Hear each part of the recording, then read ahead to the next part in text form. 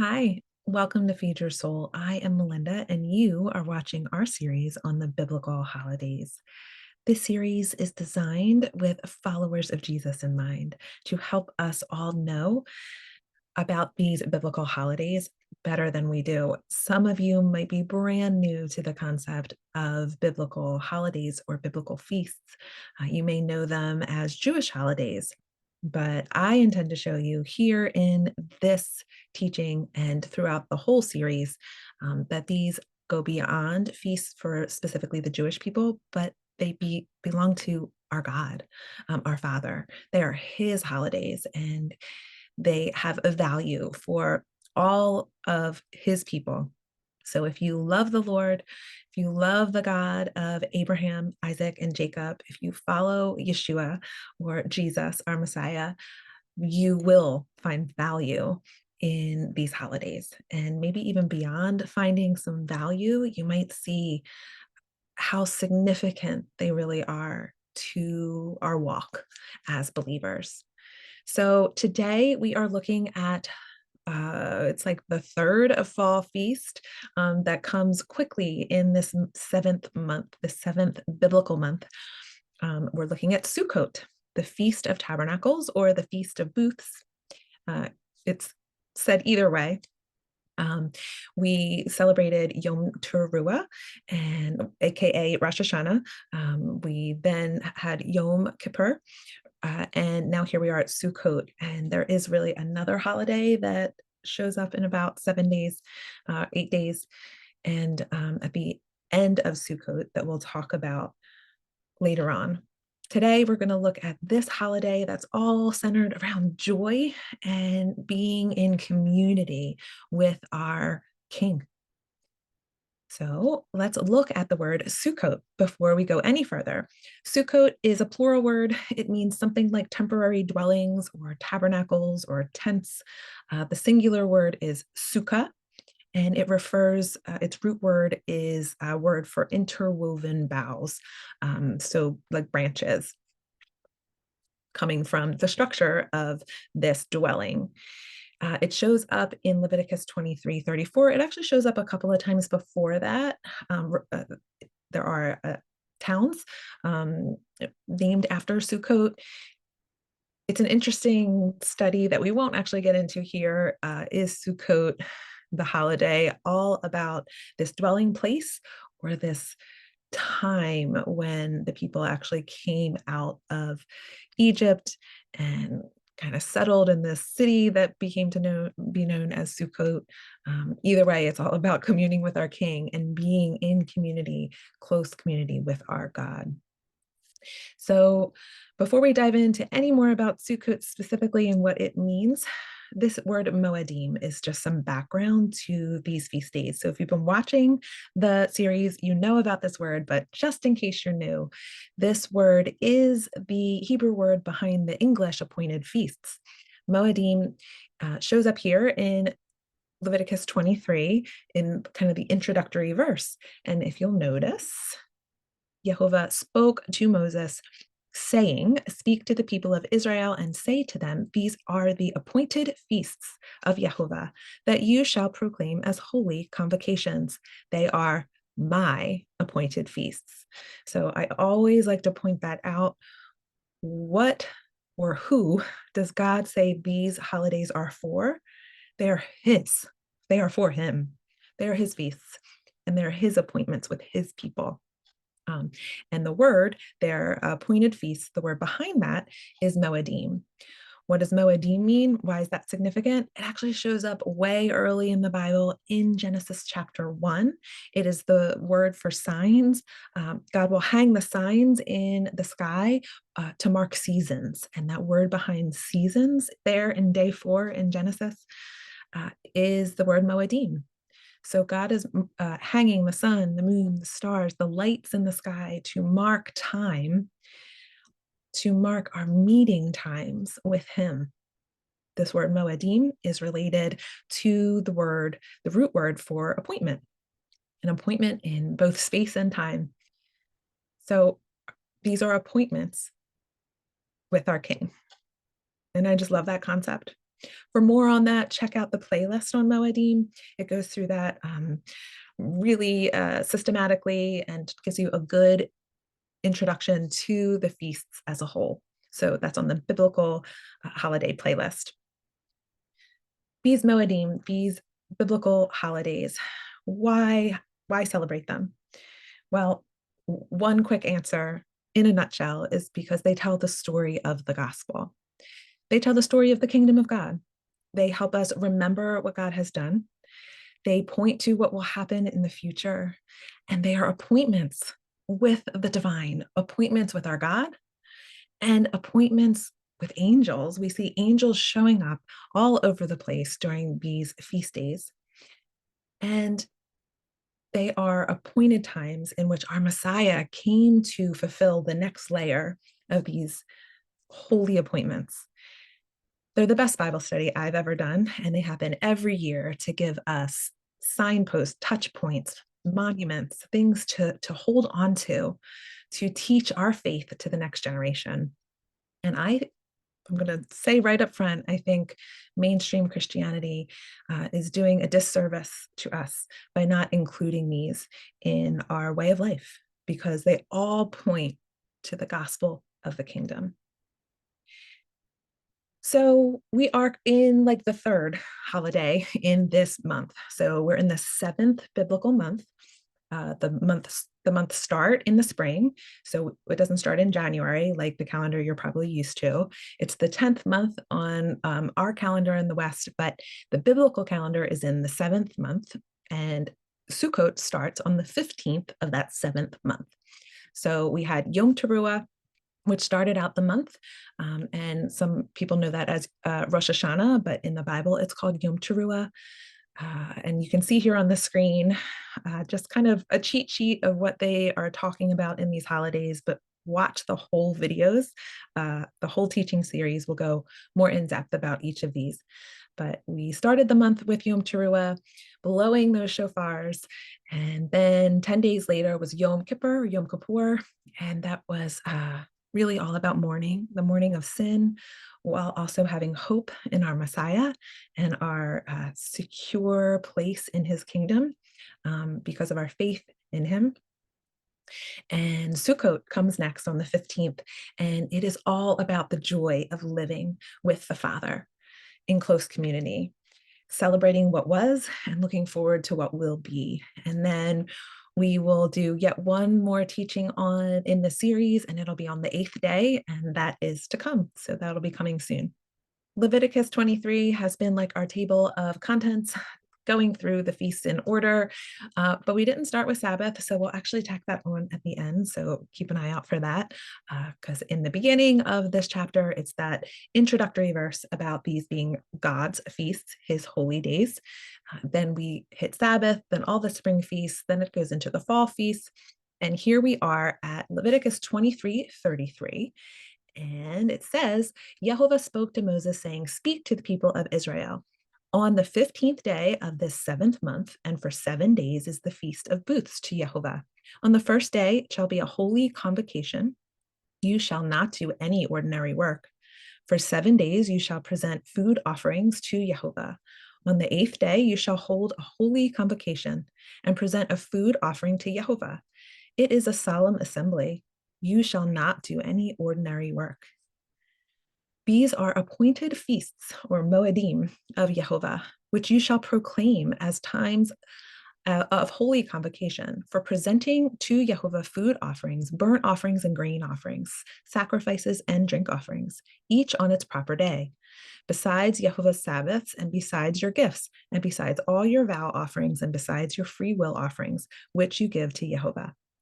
On the 15th day of the 7th month, when you have gathered in the produce of the land, you shall celebrate the feast to Yehovah 7 days. The first day shall be a solemn rest, and on the 8th day it shall be a solemn rest. So it's like snuck that in real quick, right? So there's 7 days, but then on 8th day shall be a solemn rest as well. So we'll talk about that in the next teaching. You shall take on the first day the fruit of splendid trees, branches of palm and boughs and leafy trees and willows of the brook, and you shall rejoice before Jehovah your God 7 days. You shall celebrate it as a feast to Jehovah for 7 days in the year. It is a statute forever throughout your generations. You shall celebrate it in the 7th month.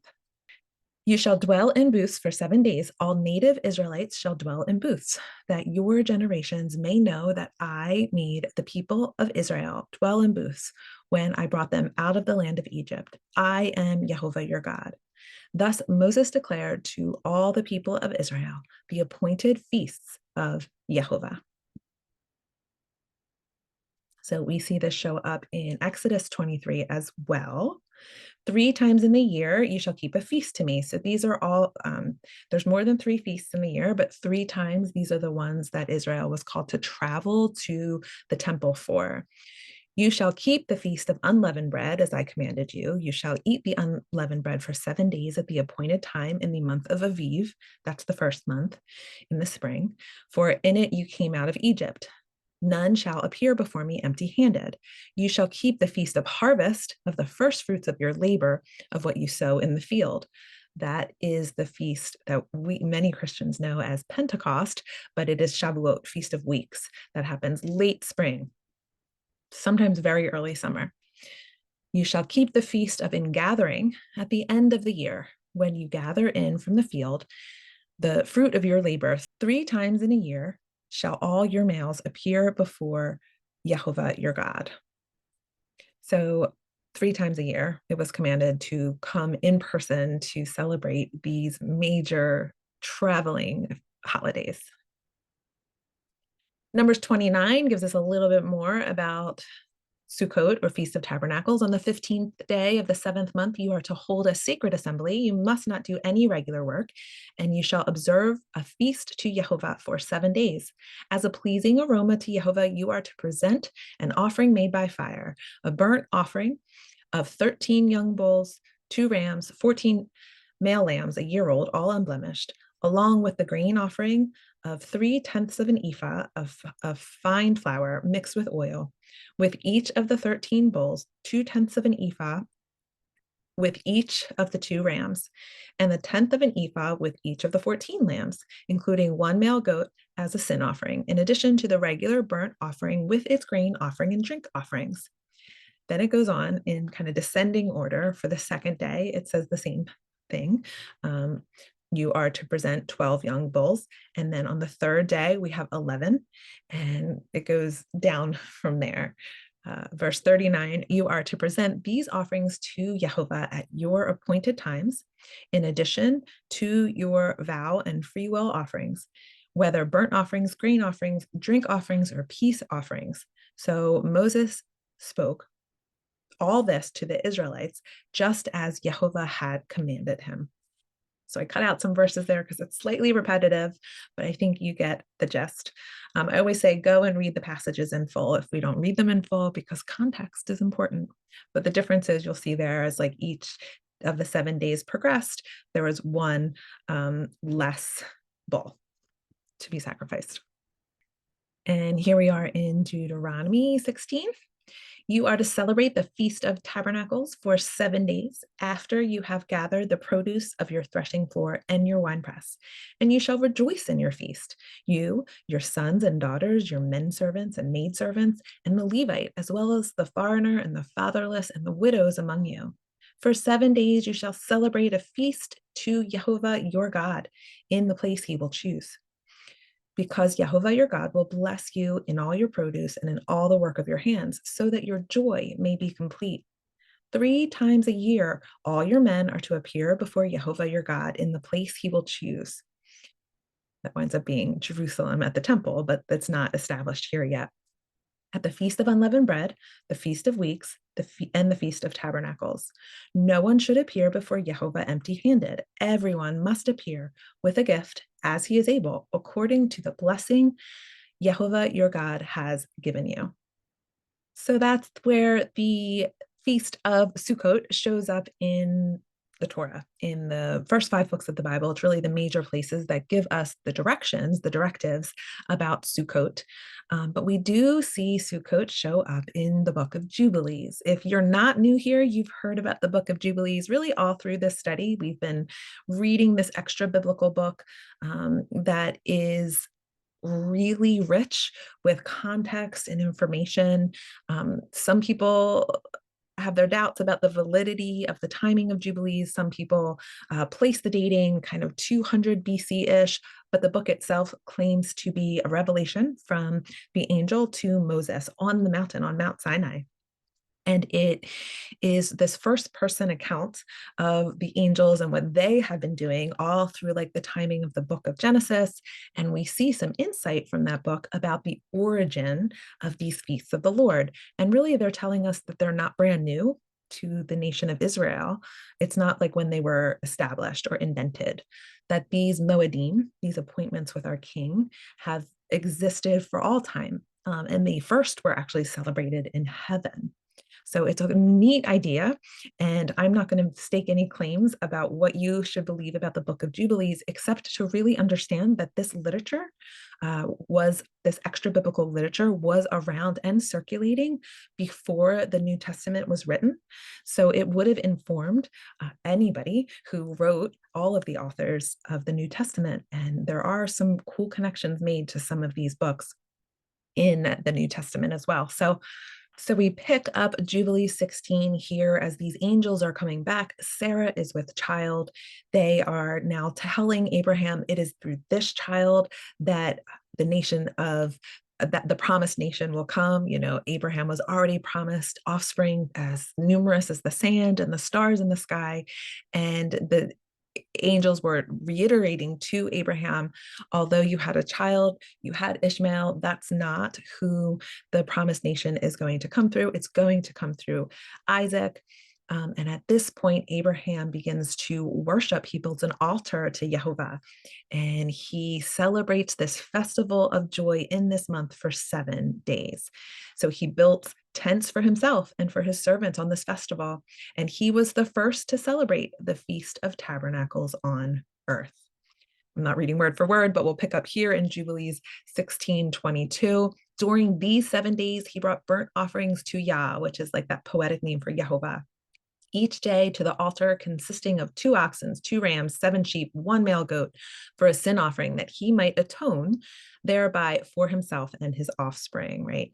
So he brings an offering of sin and also of thanks. And morning and evening, he burnt fragrant substances, frankincense, incense, sweet spice, nard, myrrh, and spice and aromatic plants. All of these 7 he offered, crushed and mixed together in equal parts and pure. And he celebrated this feast during 7 days, rejoicing with all his heart and with all his soul. And he and all those who were in his house, and there were no stranger with him and no one who was uncircumcised. Knowing the Abraham story, this had all just happened in his household. His whole household had just been circumcised, including Ishmael. So that's why it mentions that here. He blessed his creator who had created him in this generation, for he had created him according to his good pleasure. Elohim knew and perceived that from him would arise the plant of righteousness for the eternal generations, and from him a pure offspring, so that it should become like him who had made all things. He blessed and rejoiced and called the name of this festival the festival of Yah, of Jehovah, a joy acceptable to the Most High Elohim. And we blessed him forever and all of his offspring after him throughout all the generations of the earth, because he celebrated this festival in its seasons according to the testimony of the heavenly tablets. For this reason, it is ordained on the heavenly tablets concerning Israel that they shall celebrate the Feast of Tabernacles 7 days with joy, and in the 7th month, acceptable before Yah, as a statute forever throughout their generations every year. To this there is no limit of days, for it is ordained forever regarding Israel that they should celebrate it and dwell in tents and set wreaths on their head and take leafy boughs and willows from the brook. Abraham took the branches of the palm trees and the fruit of good and pleasing trees, and every day going around the altar with the branches 7 times a day in the morning, he praised and gave thanks to his Elohim for all things in joy. So just to take a moment, pulling out these different aspects in Leviticus and Deuteronomy and also Jubilees, we are commanded to celebrate this feast with joy.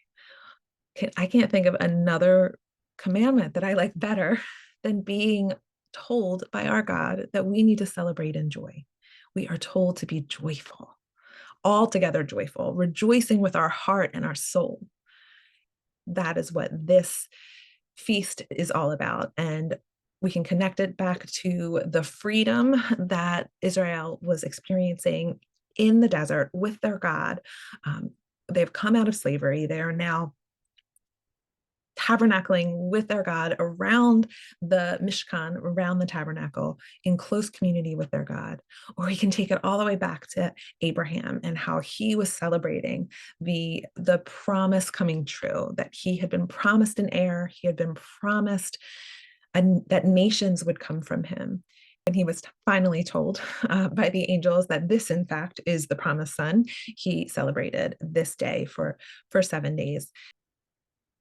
So in addition to Abraham celebrating Sukkot, Jubilees also talks about Jacob celebrating this day, this feast of 7 days, and actually an eighth day. And so we're going to save that for the teaching we do on the eighth day because of the connection there. But we're going to look ahead at the prophets at Nehemiah 8 to see where this shows up as we move through scriptures. On the second day, Nehemiah 8:13 starts, and the second day is the second day of the 7th month, if you look at it in context. The heads of the fathers' houses of all the people, with the priests and the Levites, came together to Ezra the scribe in order to study the words of the law. And they found it written in the law that the Lord, Yehovah, had commanded by Moses that the people of Israel should dwell in booths during the feast of the 7th month, and that they should proclaim it and publish it in all their towns and in Jerusalem. Go out to the hills and bring branches of olive, wild olive, myrtle, palm, and other leafy trees to make booths, as it is written. So the people went out and brought them and made booths for themselves, each on his roof and in their courts and in the courts of the house of God and in the square at the water gate and in the square at the gate of Ephraim. And all the assembly of those who had returned from captivity made booths and lived in booths. For from the days of Jeshua, the son of Nun, to that day, the people of Israel had not done so. And there was a great rejoicing. And day by day, from the first day to the last day, he read the book of the law of God. And they kept the feast for 7 days. And on the eighth day, there was a solemn assembly according to the rule. So they kept it rejoicing once they saw and studied out the law. They came back from Babylon, were able to study and find out what they were missing, and they immediately got to work to keep this feast of rejoicing to Yehovah. So Ezekiel 37 goes on to begins to point us more towards the future. What is this prophetic word about this feast going to look like as we move through history into the future? Ezekiel 37:22, I will make them one nation in the land, on the mountains of Israel, and one king will rule over all of them. Then they will no longer be two nations and will never again be divided into two kingdoms. They will no longer defile themselves with their idols or detestable images or any of their transgressions. I will save them from all their apostasies by which they sinned, and I will cleanse them, and they will be my people, and I will be their God. My servant David will be king over them, and there will be one shepherd for all of them. They will follow my ordinances and keep and observe my statutes. They will live in the land that I gave to my servant Jacob, where your fathers lived, and they will live there forever with their grandchildren and grandchildren. And my servant David will be their prince forever, and I will make a covenant of peace with them, and it will be an everlasting covenant, and I will establish them and multiply them, and I will set my sanctuary among them forever. My dwelling place will be with them. I will be their God, and they will be my people. And then the nations will know that I, Yehovah, sanctify Israel when my sanctuary is among them forever. So this doesn't pull out exactly the holiday, right? But the reference is there that my dwelling place will be with them, and that the nations will know. And you'll see this theme kind of develop as we look at some of this prophetic scripture about the dwelling place being with God, and about this being a holiday really for the nations to also join in on this rejoicing with this feast unto Jehovah. So Zechariah 14, verse 16, then all the survivors from the nations that came against Jerusalem will go up year after year to worship the King, Yehovah of hosts, to celebrate the Feast of Tabernacles. And should any of the families of the earth not go up to Jerusalem to worship the King of Yehovah of hosts, then rain will not fall on them. If the people of Egypt will not go up and enter in, then the rain will not fall on them. This will be the plague with which Yehovah strikes the nations who do not go up to celebrate the Feast of Tabernacles. This will be the punishment of Egypt and of all nations that do not go up to celebrate the Feast of Tabernacles.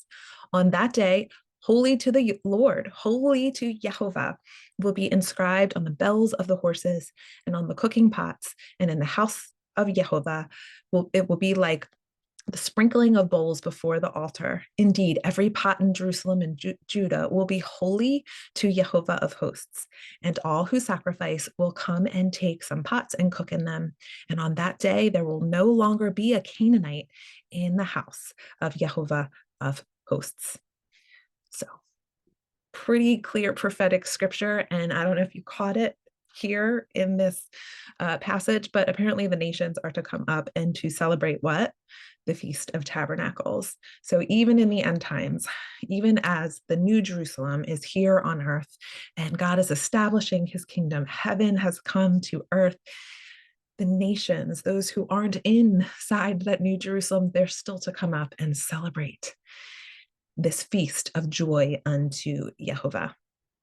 Right. And here's just a picture that kind of ushers in that idea, this crowds of people going up to celebrate these feasts, these appointment times with our King.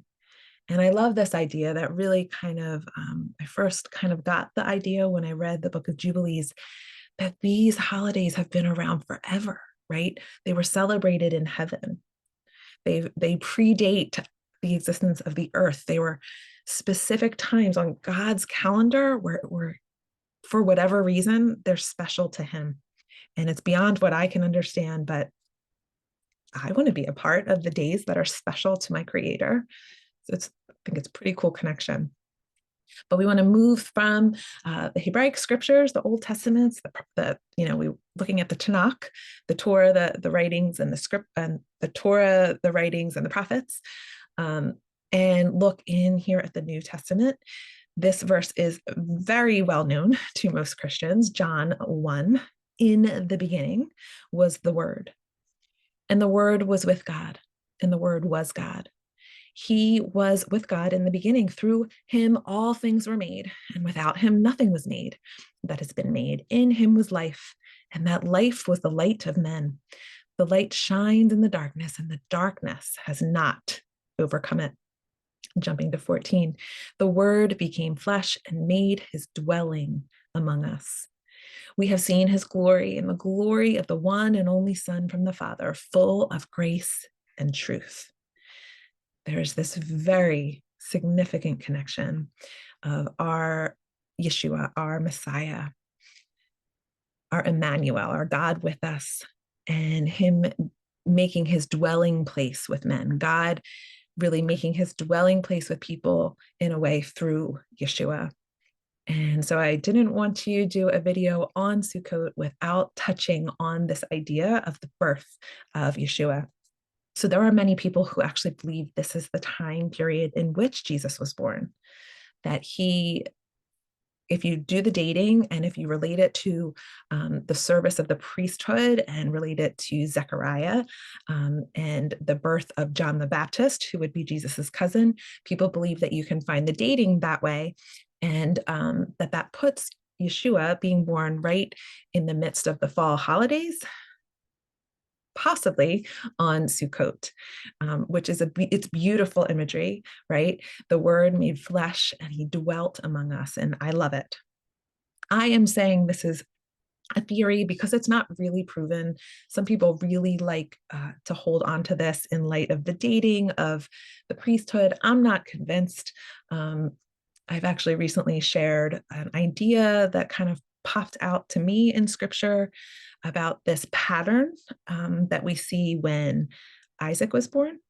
And I believe there might be some symmetry into when Yeshua was born, and that's on Pentecost or Shavuot. So that's just a whole nother teaching. And so I'm not getting into that. It's about the dating and when the angel shows up, and the angel showing up to Mary, Miriam, Jesus's mother, is similar to the angel showing up to Sarah, and the timing could be similar in the biblical year. That's as much as I'm going to say about that, but we don't know exactly when Yeshua was born. We don't think it was in the dead of winter, December 25th. That is a traditional date that, for many reasons, wound up there. But so there is a very valid and real theory that Yeshua, Jesus, was born during Sukkot. And the imagery is really spot on with a sukkah being maybe what the stable was, right? Where the manger was. I see the connections and I see the validity of this idea. So if this is what you believe, I'm not knocking it. I'm not saying it's not it. I have some other thoughts though. Anyway, sometimes the more you study, the more questions you have instead of answers, but that's okay. No matter when Jesus was born, no matter when Yeshua came and was born to Miriam, he did come to dwell among us. And I just came across this picture and it just kind of stopped me for a moment, looking at Yeshua with a tent, right? It just gave me this imagery of what it means for him to leave his father's side, to leave heaven, the heavenly realm, and to come be here with us in our fleshly bodies that can feel pain and hunger and despair, and that he came to be with us and to lead the way into the kingdom of God for us. And I don't know, this picture, this artwork spoke to me about what it means for our Messiah, for our merciful and eternal high priest to come and tabernacle with his people right down there among us. So, okay, continuing the thread forward, 1 Corinthians 5. Now we know if the earthly tent we live in is dismantled, we have a building from God, an eternal house in heaven, not built by human hands. For in this tent we groan, longing to be clothed with our heavenly dwelling, because when we are clothed, we will not be found naked. So while we are in this tent, we groan under our burdens, because we do not wish to be unclothed but clothed, so that our mortality may be swallowed up by life. And God has prepared us for this very purpose and has given us the Spirit as a pledge of what is to come. Therefore, we are always confident, although we know that while we are at home in the body, we are away from the Lord. For we walk by faith, not by sight. We are confident then and would prefer to be away from the body and be home with the Lord. So we aspire to please him, whether we are here in this body or away from it. For we must all appear before the judgment seat of Christ, that each may receive his due for the things done in the body, whether good or bad. So this just motif of the tent, of this temporary dwelling. And here Paul in Corinthians is connecting this idea of the temporary dwelling to our temporary dwelling of our body. And to just, when we throw off this temporary dwelling, we will be putting on our eternal dwelling, our eternal clothing that really puts us in connection and community with our King and that whole tabernacling among him. It's just this theme that I just kind of saw picked up here in Corinthians 5. Um, but I want to jump over to Revelation 21 to just really kind of tie some of these motifs together, and to just see, we saw the prophetic scriptures already. So we know that the Feast of Tabernacle is going to be celebrated in the kingdom, is going to be celebrated in the future. So let's pick up this kind of motif of dwelling with God in Revelation 21. Then I saw a new heaven and a new earth, for the first heaven and earth had passed away, and the sea was no more. I saw the holy city, the new Jerusalem, coming down out of heaven from God, prepared as a bride adorned for her husband. And I heard a loud voice from the throne saying, "Behold, the dwelling place of God is with man, and he will dwell with them. They will be his people, and God himself will be as their God. He will wipe every tear from their eyes, and there will be no more death, or mourning, or crying, or pain, for the former things have passed away." And the one seated on the throne said, "Behold, I make all things new." Then he said, "Write this down, for these words are faithful and true." And he told me, "It is done. I am the Alpha and the Omega, the beginning and the end. To the thirsty, I will give freely from the spring of water of life.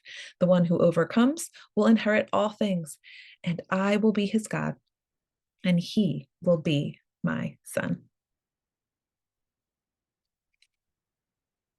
So just this beautiful idea, this holiday is really simply put, just this joyful holiday reminding us what it means to be connected with, to be in community with our God.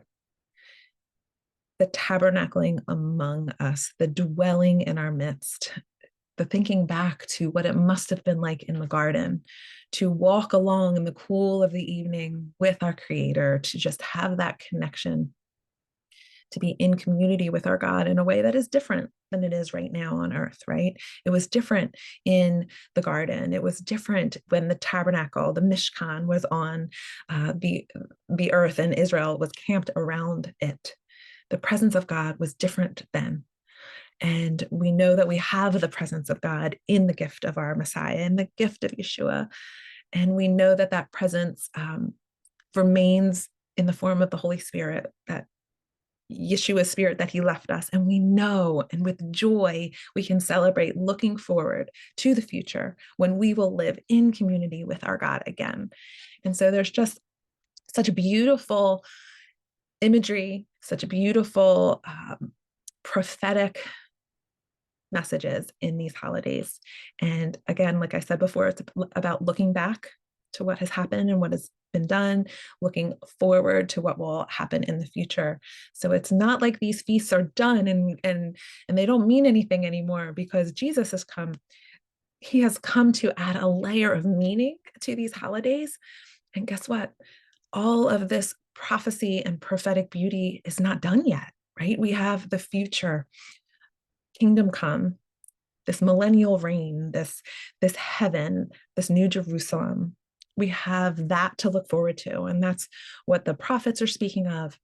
It's what we see emerge in the book of Matthew and Corinthians, and clearly in the book of Revelation. We see this all through scripture, that there is a time we're looking forward to where we will be tabernacling with our King in real, tangible community, communion with our King. So just tacking on the end here, looking at the pictures, and they're a little dark because they were taken at night. Just some examples of Sukkot in my family throughout the years. We used to live in this kind of smaller space in a row home, so we didn't have a lot of space to build a temporary dwelling, and so it was symbolic. We just wound up eating meals out there mostly, and we didn't sleep out there or anything, but this was our little sukkah with a natural roof. I decorated it at some point. One of these pictures has my boys and husband in there. Yeah. So it was those were several years ago. These are more recent pictures of our sukkah out on our deck in our newer home. One of those, we have some company over. We often have had parties and company to celebrate with joy the holiday of Sukkot. So if you're looking for ways to honor this holiday, that first day is supposed to be a Sabbath of joy, a Sabbath of not working and honoring Yehovah.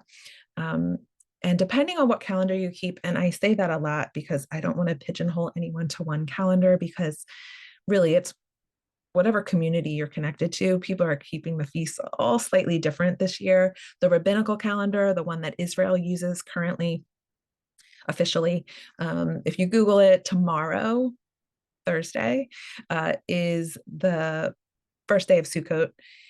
If you are celebrating a different calendar, like the Zadok calendar, that would Sukkot would have passed. If you're celebrating the Karaite sighted moon calendar, that Sukkot is coming up in a few days. So whenever you celebrate, pick a dating system and just stick to it. And what's most important is that you're keeping an eye out for these moments with your king, that we are all taking steps forward in obedience to honor our God and to study and to understand more about him and what is meaningful to him. And if he calls these days his feasts, I want to know more about them. So ways to study the Sabbath, taking off of work, taking off of school if you can, and celebrating with joy. And that's really it, having these structures. It does say that if you're a natural born Israelite, you're kind of commanded to. If you're not, most people do this in a symbolic way now, where they'll eat meals out in their sukkah or in their tent. Some will sleep out there. Some do big camping trips where they meet other believers and do this for real. Others just eat meals out there or entertain guests. So whatever you feel led to do, some kind of temporary dwelling that you sit under and really think about what it means to tabernacle with our King, what it means to really connect with our Messiah who came to dwell, to tabernacle among us. It's neat. It's neat when you sit there on these set apart feast days, these Moedims, and really think on the generations and the millennia of people who have been doing this before us. It's a pretty cool connection. And when you think of how long this has been happening, I like the sticker I saw on somebody's page, Sukkot, and it says established infinity.